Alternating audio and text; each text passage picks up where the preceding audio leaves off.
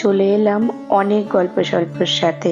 যদিও গল্প বলা সহজ, কিন্তু অনুভূতি বোঝানো কঠিন।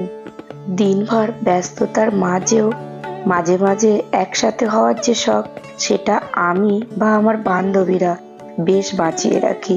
বলতে পারো বর্ষার প্রথম টি পার্টি। না না, আমার বাড়িতে নয়, আমার বান্ধবী টুসির বাড়িতে। আর আমাদের একসাথে হওয়া মানে বাচ্চাদের থেকেও বেশি হইচই করা। তবে আমার সব বান্ধবীরাই বেশ গুণী, জানো তো। এই যে ফুলদানিটা, এই ফুলদানিটা টুসি নিজের হাতে বানিয়েছে, যেটা দেখে আমরা রীতিমতো অবাক। তবে যেই বান্ধবী দেখছে, তার হাতের কাজ দেখলে আবার তোমরাও অবাক হবে। এক কথায় অসাধারণ। সে না হয় অন্য আর একদিন তোমাদের দেখাবো। চলো, এখানে বৌমা আর পল্লবী চায়ের আয়োজন করে ফেলেছে। চা খেতে খেতে বেশ অনেকটা গল্প সল্প শুরু হলো। এদিকে চপ দিয়ে মুড়ি মাখানো হতে তখন শুরু হলো, কেউ বলে খাবো আর কেউ বলে খাবো না।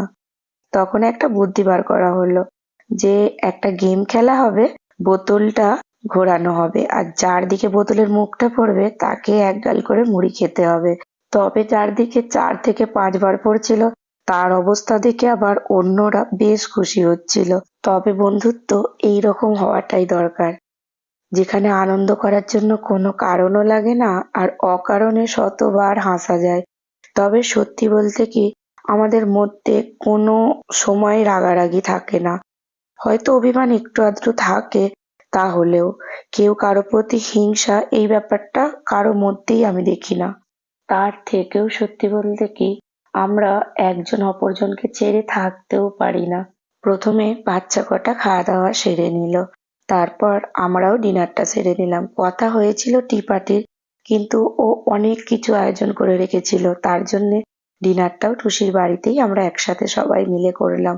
তারপর আবার কিছুক্ষণ গল্প স্বল্পে জুড়ে গেলাম। তারপর তো বাড়ি ফেরার পালাই। আর এইভাবে এত আনন্দ করা দেখে মাসিমা মনে মনে অনেক খুশি হচ্ছিল। তবে আজ আমি আসি।